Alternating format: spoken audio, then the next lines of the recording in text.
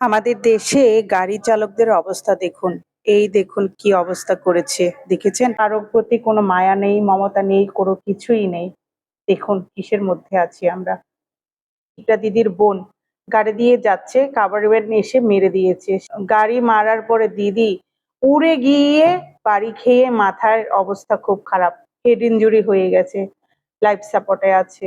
আসলে খুবই খারাপ লাগছে। এই ঘটনা পরপর দেখে মনটা খুব খারাপ হয়ে গেল। খুব খারাপ লাগছে। এখন আমরা রাস্তাঘাটেও চলতে পারবো না, ফিরতে পারবো না। সারাক্ষণ ভয় লাগে, ভয় লাগে কখন আমাদের মেরে দিবে, কখন আমাদের মেরে দিবে। কিভাবে বাঁচবো আমরা বলুন তো? এই বোনটার ২ টা ছেলে আছে। একটার বয়স হচ্ছে ৪ বছর, আরেকজনের বয়স হচ্ছে ১৩ বছর। আসলে খুবই মর্মান্তিক ঘটনা, খুবই খারাপ লাগছে। আমরা সবাই প্রার্থনা করব ছোট বাচ্চা দুটি যেহেতু আছে, ওর মা যেন সুস্থ হয়ে তাড়াতাড়ি আমাদের মাঝে ফিরে আসে।